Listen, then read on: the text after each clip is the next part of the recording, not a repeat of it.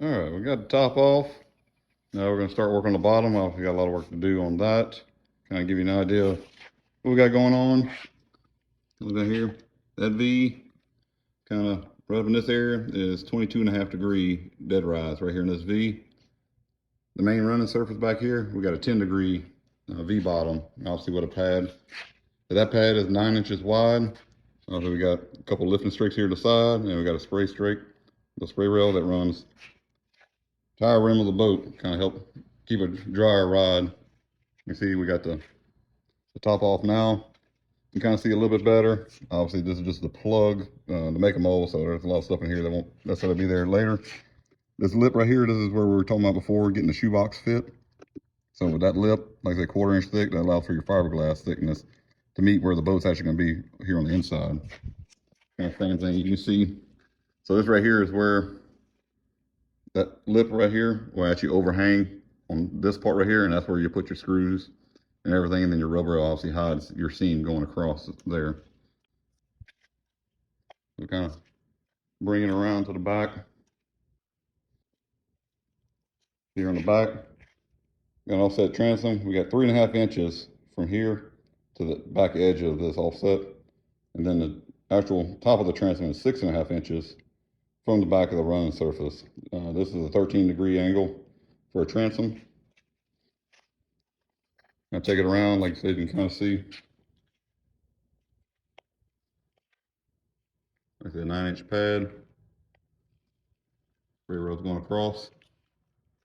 So we're going to go back. Obviously, we got around the edges and a lot of cleanup work, and then we're going to seal the whole thing with a layer of fiberglass. Sand it real good, and then start working on tooling gel. From that point, we can get it all sanded up. Once it gets sanded, then it's ready to start waxing and getting ready to pop a mold off of it. So you can kind of see they're going here, and like I said, we'll probably go in this corner, round it off a little bit more, and up in this area. We should have plenty of room. Like there, you get the water off of it. And you got plenty of room, drain plugs or anything you got here, any transducers, either side you want to mount them, got plenty of mounting space for those. Other thing we did is right here on the very outside edge of it, we actually added a wedge. You can kind of see what we did. So here, like I said, we've got actually a wedge built into the bottom, but we do not have it on these two inner running surfaces. So over this right here is kind of help with your low speed running. That wedge will actually help keep the nose down.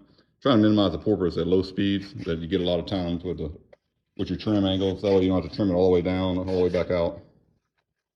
And like that, we'll go back, make sure we got everything nice and level before we ever get to the tooling gel phase. That's kind of what we're working with right now. Like I said, we're going to go back. We're going to feather this in a little bit better up in the front. Obviously clean the edges and the points on that when we seal it up, get ready for tooling gel. But right now we're looking at front to back. We're actually looking at 16.5 feet wide, or excuse me, 6.5 feet long. And what we got right now is from this edge to the other side is 59.5 inches. And we got down here is 62.5 inches across the back of the transom. Now we didn't put a lot of flare like our original ones were actually dead straight up and down. Add just a little bit of flare to it. Obviously it helps come out the mold a little bit better, get a little more style to it. But we wanted to keep it. You see a lot of boats that have a lot of flare out to the side of the boat. Gives you a lot more up on your decks, but it also minimizes your stability. So when you keep this in a little bit better, obviously you lose a little bit of deck space, a few inches at the top, but you gain stability. So you can come stand out here on the very edge of this boat and have very little lean and lift to it on either side of it. Where some of your other ones, if you get it too far out, you start standing off to the side of it, especially if you got angler up in the front and co-angler out here in the back, and both of you are kind of flipping the bushes and you're out here on the edge.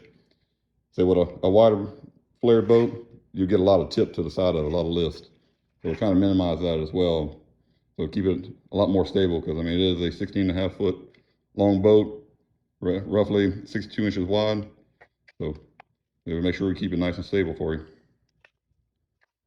So just kind of give you update what we got going on. Like I said, we're going to get that top, get it stored off to the side, get the bottom. So little by little, and getting closer.